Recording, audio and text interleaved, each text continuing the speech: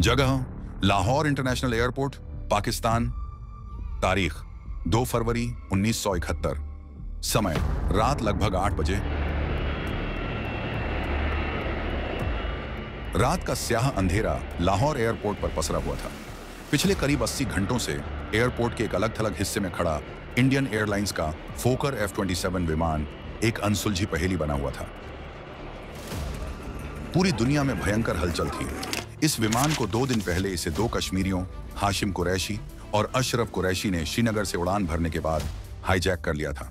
हालांकि इन 2 दिनों में यात्री और क्रू रिहा किए जा चुके थे। बस खाली विमान पाकिस्तानी अथॉरिटीज की निगरानी में था। माहौल में एक अजीब सी खामोशी और तनाव घुला हुआ था। लेकिन तभी एक जोरदार धमाके ने एयरपोर्ट की खामोशी को चीर दिया। जहां विमान खड़ा था वहां से आग का एक भयंकर गोला आसमान की तरफ उठा। देखते ही देखते पूरा विमान आग की चपेट में आ गया। एयरपोर्ट पर भगदड़ मच गई। Pakistani security forces, fire brigade की गाड़ियां विमान की तरफ दौड़ी, मगर तब तक सब राख हो चुका था। पाकिस्तानी अफसर हक्के बक्के थे। ISI के बड़े अधिकारी जो इस सफल हाईजैक पर अपनी पीठ थपथपा रहे थे, उनके चेहरे सफेद पड़ चुके थे। ये अचानक क्या हो गया? आखिर ये किसने किया? क्या हाईजैकर्स ने ही प्लेन को राख कर दिया, या ये कोई और बड़ी साजिश थी?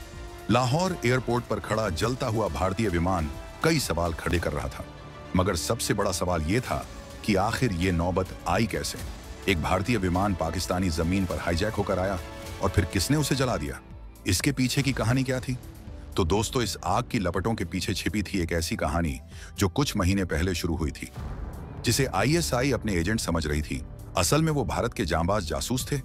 दिल्ली से जो स्क्रिप्ट लिखी जा रही थी, पाकिस्तान में वैसा ही हकीकत बन चुका था। ये भारत की खुफिया एजेंसी रॉ के जासूसी और खुफिया दिमाग की एक ऐसी कहानी है जिसने 2 मुल्कों के बीच तनाव को एक नए मुद्दा पर ला खड़ा किया। भारत ने पाकिस्तानी जासूसी एजेंसी को ऐसे ट्रैप में फंसाया कि इसे देखकर मोसाद और CIA वाले भी दंग रह गए। कहानी पूरी देखेंगे तो आपको पता चलेगा कि जासूसी की दुनिया में रॉ क्या लेवल का काम करती है। तो दोस्तों, चलते हैं उस कहानी की शुरुआत में जहां से इस पूरे खेल का ताना बाना बुना गया था। दोस्तों, कहानी शुरू होती है 1970 की उस आग से जो पूर्वी पाकिस्तान यानी आज का बांग्लादेश में सुलग रही थी। जनरल याहिया खान, पाकिस्तान का फौजी तानाशाह, बंगालियों की आवाज को कुचलने पर तुला था। शेख मुजीबुर रहमान की अवामी लीग चुनाव जीत चुकी थी, लेकिन याहिया खान सत्ता सौंपने को राजी नहीं था। उसने मार्शल लॉ लगा दिया, खुल्लम खुल्ला फौजी ताकत का इस्तेमाल शुरू कर दिया, और ये कमीना याहिया अपनी फौज को आम नागरिकों के भेष में चोरी छुपे पाकिस्तान इंटरनेशनल एयरलाइंस के जहाजों में भरकर ढाका भेज रहा था। मतलब पैसेंजर प्लेन में फौजी, ताकि दुनिया को लगे सब नॉर्मल है और उधर वो बंगालियों का कत्लेआम मचा सके।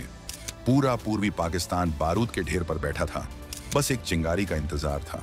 इधर दिल्ली में आयरन लेडी इंदिरा गांधी सब देख रही थी। दिल बंगालियों के लिए रो रहा था, लेकिन सीधे सीधे पंगे लेना मुश्किल था। तभी एंट्री होती है हिंदुस्तान के सबसे बड़े जासूस की, रॉ के चीफ रामेश्वर नाथ काव यानी RN काव। शांत सा दिखने वाला, मोटे चश्मे वाला ये बंदा दिमाग से इतना शातिर था कि दुश्मन की 7 पुश्तें भी सोच न पाए। रॉ नई नई बनी थी और इंदिरा जी को काव साहब पर अंधा भरोसा था। काव साहब ने ठान लिया था कि पाकिस्तान को सबक सिखाना है, ऐसा सबक कि याद रखेगा। वो बिसात बिछाने में जुट गए। एक ऐसी शतरंजी चाल चलने वाले थे जिससे पाकिस्तान चारों खाने चित्त हो जाता। अब दोस्तों, जहां काव साहब चाल चल रहे थे, वहीं पाकिस्तान की ISI भी खुराफात में लगी थी। जब पूर्वी पाकिस्तान में बवाल मचा था, ISI ने एक नापाक साजिश रची इंडिया को उलझाने की, और निशाने पर थे इंदिरा गांधी के बेटे राजीव गांधी। राजीव गांधी उस वक्त इंडियन एयरलाइंस में पायलट थे और ISI का प्लान था उनकी फ्लाइट को हाईजैक करने का। मतलब अगर ये प्लान कामयाब हो जाता तो पाकिस्तान चिल्ला चिल्ला कर कहता कि कश्मीरी अपनी आजादी के लिए लड़ रहे हैं। तो चलिए आपको पहले ISI की वो तैयारी बताता हूं जिसे वो मास्टर स्ट्रोक मान रहे थे। जगह रावलपिंडी, पाकिस्तान। ISI headquarter. तारीख अक्टूबर 1970। ISI हेडक्वार्टर में एक खुफिया मीटिंग चल रही थी। ISI का एक जनरल कोड नेम हामिद गुल अपने मातहतों के साथ बैठा था। माहौल गर्म था। हामिद गुल ने मेज पर हाथ पटकते हुए कहा, हमें भारत को सबक सिखाना होगा। वो हमारे अंदरूनी मामलों में दखल दे रहा है। हमें कुछ ऐसा करना होगा कि दुनिया की नजरें पूर्वी पाकिस्तान से हट जाएं। कोई बड़ा धमाका, कोई ऐसी चाल जिससे भारत की इज्जत मिट्टी में मिल जाए। तभी एक युवा महत्वाकांक्षी अफसर कोड नेम ब्रिगेडियर इम्तियाज एक फाइल आगे खिसकाता है। उसकी आंखों में एक शातिर चमक थी। ब्रिगेडियर इम्तियाज ने कहा, सर क्यों न हम भारत को उसी के हथियार से मारें? हम एक इंडियन एयरलाइंस का प्लेन हाईजैक करवा देते हैं। हाईजैकर हमारे कश्मीरी भाई होंगे जो दुनिया के सामने कश्मीर की आजादी और भारत के जुल्मों की कहानी रखेंगे। जनरल हामिद गुल सोचते हुए कहा कि हाँ, आइडिया बुरा नहीं है इम्तियाज, पर इसमें नया क्या है और कौन करेगा ये काम? किस फ्लाइट को निशाना बनाएंगे? ब्रिगेडियर इम्तियाज ने लगभग फुसफुसाते हुए कहा कि सर नया ये है कि इस बार निशाना कोई आम फ्लाइट नहीं होगी। हमने पता किया है, प्राइम मिनिस्टर इंदिरा गांधी का बड़ा बेटा राजीव गांधी इंडियन एयरलाइंस में को पायलट है। अगर हम उसकी फ्लाइट को हाईजैक करवा ले तो सोचिए सर, भारत के प्रधानमंत्री का बेटा हमारे कब्जे में। पूरी दुनिया में तहलका मच जाएगा। भारत सरकार पर इतना दबाव बनेगा कि वो टूट जाएगी। और ये काम करने के लिए हमारे पास कश्मीर में मकबूल भट्ट के नेशनल लिबरेशन फ्रंट NLF के लड़के हैं। एक लड़का है हाशिम कुरैशी, अभी बच्चा है, खून गर्म है, जज्बाती है, उसे आसानी से तैयार किया जा सकता है। जनरल हामिद गुल की आंखें फैल गईं। चेहरे पर एक क्रूर संतुष्टि का भाव आ गया। जनरल हामिद गुल ने कहा, शाबाश इम्तियाज, इसे कहते हैं प्लान। इससे बेहतर मौका नहीं मिलेगा भारत को जलील करने का। फौरन हाशिम कुरैशी से संपर्क करो, उसे यहाँ लाओ, बेहतरीन ट्रेनिंग दो और इस मिशन के लिए तैयार करो। ये ISI का वो कारनामा होगा जिसे दुनिया सालों तक याद रखेगी। ISI के अफसर अपनी इस शानदार योजना पर खुश थे। उन्हें लगा कि उन्होंने भारत को मात देने का अचूक फॉर्मूला ढूंढ लिया है। उन्होंने धोखे और साजिश का जाल बुनना शुरू कर दिया। जगह सीक्रेट ट्रेनिंग कैंप, पाकिस्तान अधिकृत कश्मीर, POK। तारीख नवंबर 1971। श्रीनगर के 17 साल के हाशिम कुरैशी को NLF के जरिए ISI ने बहला फुसलाकर पाकिस्तान बुला लिया। उसके साथ उसका चचेरा भाई अशरफ कुरैशी भी था। उन्हें POK के एक खुफिया ट्रेनिंग कैंप में रखा गया। वहां उन्हें सिर्फ हथियार चलाना ही नहीं सिखाया गया, बल्कि उनके दिमाग में भारत के खिलाफ जहर भी भरा गया। उन्हें कश्मीर की आजादी का हीरो बनने का सपना दिखाया गया। सबसे अहम ट्रेनिंग थी प्लेन हाईजैक करने की।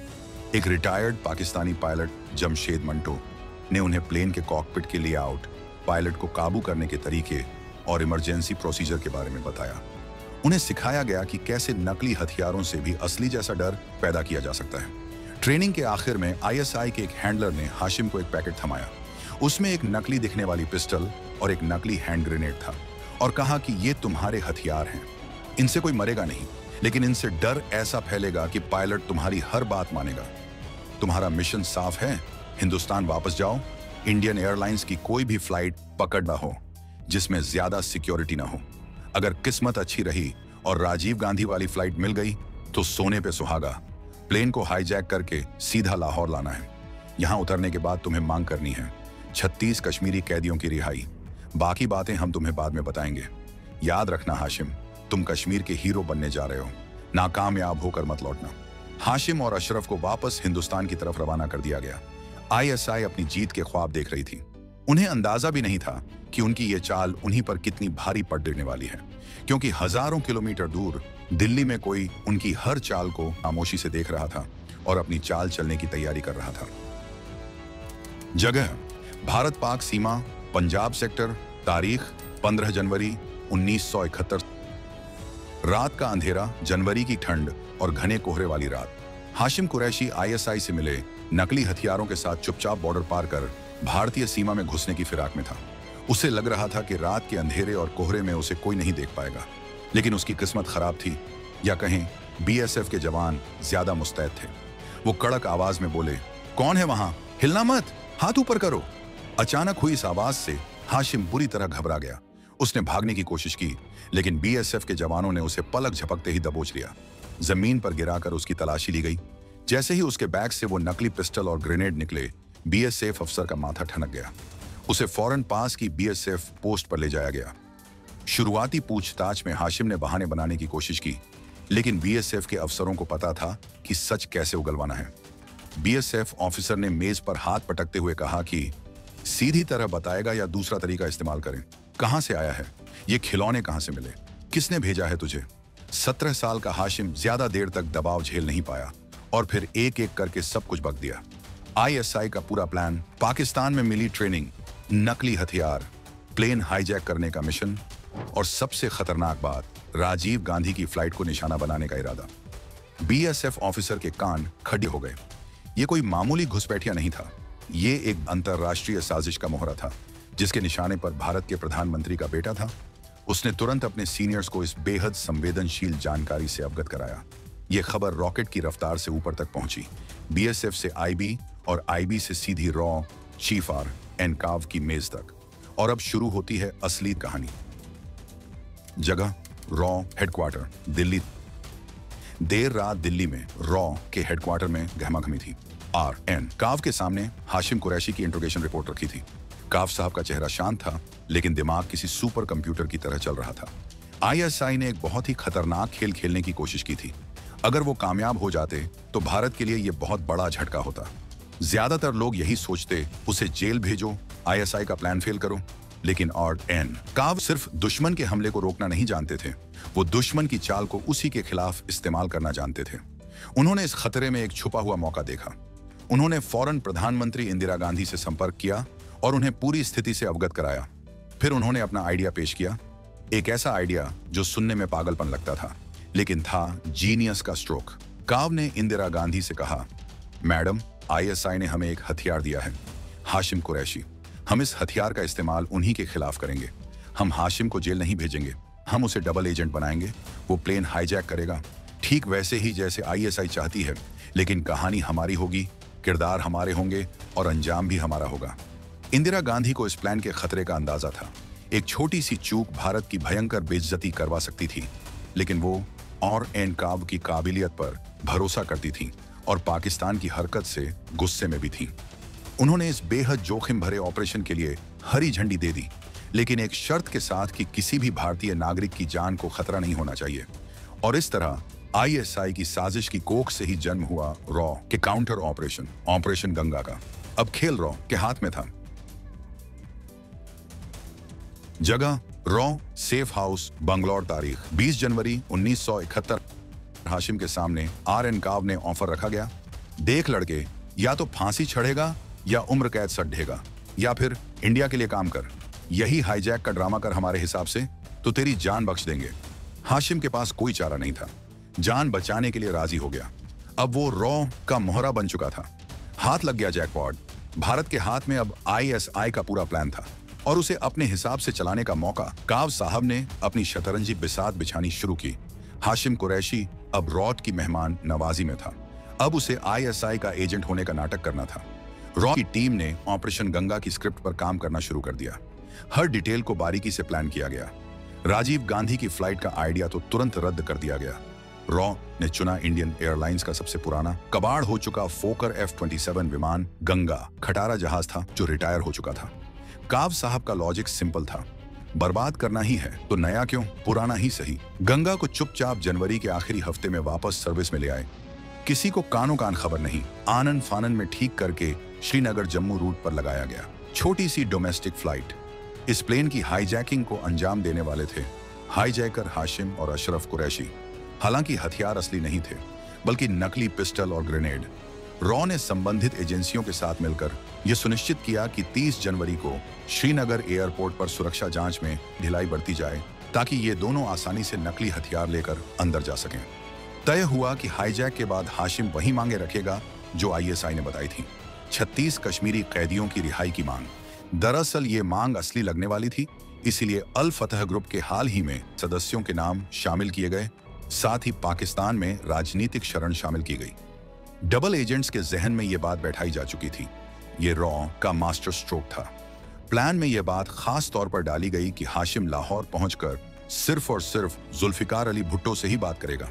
इसका मकसद पाकिस्तान को इस हाईजैक से आधिकारिक तौर पर जोड़ना था, ताकि वो बाद में मुकर न सके। और सबसे आखिर में होने वाला था फाइनल एक्ट, यानी प्लेन जलाना। यह ऑपरेशन का सबसे अहम और खतरनाक हिस्सा था। काव साहब ने साफ निर्देश दिए थे कि जैसे ही भुट्टो लाहौर एयरपोर्ट पर आकर हाशिम से मिले, मीडिया में तस्वीरें आ जाएं, उसके बाद हाशिम या उसके साथियों को किसी भी तरह प्लेन में आग लगा देनी है। एक भारतीय विमान का पाकिस्तानी धरती पर जलना ही वो सबूत होगा जिसके आधार पर भारत अपना अगला कदम उठाएगा। और वो ही रॉ का असल प्लान था। अब दोस्तों, रॉ ने प्लान को फुल प्रूफ बनाने के लिए अपने एक अनुभवी अंडरकवर एजेंट को भी उसी फ्लाइट में यात्री बनाकर भेजने का फैसला किया। उसका काम था पर्दे के पीछे रहकर हालात पर नजर रखना और जरूरत पड़ जाने पर दखल देना या हाशिम को मदद करना, खासकर प्लेन जलाने वाले पार्ट में। सारी तैयारियां पूरी हो चुकी थीं, स्क्रिप्ट फाइनल थी, एक्टर्स यानी हाशिम और अशरफ तैयार थे। बस डायरेक्टर यानी काव साहब के एक्शन बोलने का इंतजार था। तभी वो वक्त भी आ जाता है। जगह श्रीनगर एयरपोर्ट, तारीख 30 जनवरी 1971, समय सुबह 10 बजे। 30 जनवरी की सुबह श्रीनगर एयरपोर्ट। गंगा विमान जम्मू जाने के लिए तैयार था। यात्री बोर्डिंग कर रहे थे। हाशिम और अशरफ भी लाइन में लगे थे। उनके चेहरे पर बनावटी आत्मविश्वास था, जिसे सिर्फ रॉ का तीसरा आदमी ही पढ़ सकता था, जो कुछ दूरी पर उन्हीं की तरह यात्री बनकर खड़ा था। जैसा प्लान था, सिक्योरिटी चेक बस नाम का हुआ। नकली हथियार आसानी से अंदर चले गए। 26 यात्रियों एवं 4 क्रू मेंबर्स के बीच रॉ का एजेंट भी प्लेन में अपनी सीट पर बैठ गया। प्लेन ने उड़ान भरी। नीचे कश्मीर की जन्नत थी, ऊपर आसमान। यात्रियों में कोई गपशप कर रहा था, कोई सो रहा था। आसमान में गंगा विमान के अंदर उड़ान भरने के लगभग 20 मिनट बाद अचानक माहौल बदलता है। हाशिम अपनी सीट से खड़ा हुआ, हाथ में पिस्टल लहराते हुए। अशरफ ने ग्रेनेड निकाल लिया और चीख कर बोला, हैंड्स अप एवरीवन, ये प्लेन हाईजैक हो गया है। कोई अपनी जगह से हिला तो अच्छा नहीं होगा। यात्रियों में दहशत फैल गई, चीख पुकार मच गई। तभी हाशिम चीखता हुआ कॉकपिट की तरफ बढ़ा और पायलट से बोला, दरवाजा खोलो, प्लेन को लाहौर ले चलो, वरना अंजाम बुरा होगा। कैप्टन एम के कांचरू और को पायलट ने समझदारी दिखाते हुए दरवाजा खोल दिया। हाशिम पिस्तौल ताने अंदर घुसा। कैप्टन कांचरू बोले कि हम तुम्हारी बात मानेंगे, बस किसी को नुकसान मत पहुंचाना। हाशिम ने प्लेन का रूट लाहौर की तरफ का हुक्म दिया। कैप्टन कांचरू ने कंट्रोल रूम को इमरजेंसी मैसेज भेजा, mayday mayday, flight IC405 hijacked, being forced towards Lahore. Plane का रुख बदल चुका था। जम्मू पीछे छूट गया था। मंजिल अब लाहौर थी। विमान भारतीय सीमा पार करके पाकिस्तानी हवाई क्षेत्र में दाखिल हो गया। दिल्ली में इंदिरा गांधी ने आपात बैठक बुलाई। बाहर से सब टेंशन वाला माहौल, लेकिन अंदर ही अंदर काव साहब की स्क्रिप्ट चल रही थी। लेकिन इसी बीच रॉ का प्लान अपने अगले चरण में पहुंच चुका था। हाशिम को रॉ के इंस्ट्रक्शन साफ थे, लाहौर पहुंचो, ड्रामा करो। जगह लाहौर एयरपोर्ट, पाकिस्तान। तारीख 30 जनवरी 1971, समय दोपहर 12:30। जैसे ही खबर लाहौर पहुंची, पाकिस्तानी अथॉरिटीज ने फौरन लैंडिंग की परमिशन दे दी। आखिर उनके कश्मीरी हीरो जो आ रहे थे, उन्हें क्या पता था कि ये हीरो नहीं, रॉ का भेजा हुआ मोहरा है। गंगा लाहौर एयरपोर्ट पर उतरा।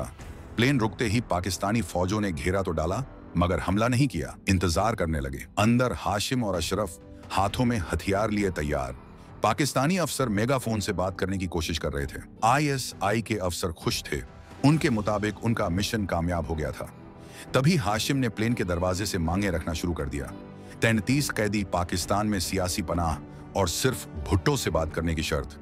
ये सुनकर पाकिस्तानी अधिकारी चौंके, लेकिन ISI ने इसे भी अपनी जीत माना। भुट्टो का नाम आने से उन्हें लगा कि कश्मीरी सच में उन्हें अपना नेता मानते हैं। भुट्टो को बुलाया गया। पाकिस्तान इस मौके को पूरी दुनिया के सामने भुनाना चाहता था। भुट्टो खुद एयरपोर्ट पहुंचा। आते ही उसने हाईजैकर्स को गले लगाया, उनकी बहादुरी की तारीफ की, मानो वो इंडिया के खिलाफ जंग जीत कर आए हों। लाहौर में जश्न का माहौल था। सड़कों पर जुलूस था, नारे लग रहे थे, कश्मीरी मुजाहिद जिंदाबाद। भुट्टो के दखल के बाद यात्री रिहा कर दिए गए। अपहरण के अगले दिन यानी 31 जनवरी को सभी यात्रियों और क्रू मेंबर को लाहौर के एक बड़े होटल में ठहराया गया। खूब आवभगत हुई, खाना पीना करवाया, दुनिया को दिखाने के लिए कि देखो हम कितने नेक हैं और कश्मीर के हिमायती हैं। मीडिया का हुजूम लाहौर एयरपोर्ट पर था। सारी दुनिया की नजरें उस अगवा भारतीय विमान पर टिकी थीं। ISI अपनी कामयाबी के नशे में चूर थी। उन्हें भनक भी नहीं थी कि वो रॉयस की स्क्रिप्ट पर नाच रहे हैं। हाशिम और अशरफ अब भी एयरपोर्ट पर विमान गंगा के भीतर ही डटे थे। वो अपनी मांगों की पूर्ति के इंतजार में थे। लेकिन तभी एक पाकिस्तानी अफसर अपहरणकर्ताओं तक संदेश पहुंचाता है कि भारत ने तुम्हारी मांगें ठुकरा दी हैं। वे 36 कैदियों को रिहा करने से इनकार कर रहे हैं। लेकिन रॉ के प्लान के मुताबिक अशरफ गुस्से में आग बबूला हो जाता है। बोला कि अगर हमारी शर्तें नहीं मानी गईं तो हम प्लेन उड़ा देंगे। पाकिस्तान सरकार असमंजस में थी। वो कश्मीरी लड़कों को नाराज करना नहीं चाहते थे, लिहाजा टाल मटोल कर समय निकाल रहे थे।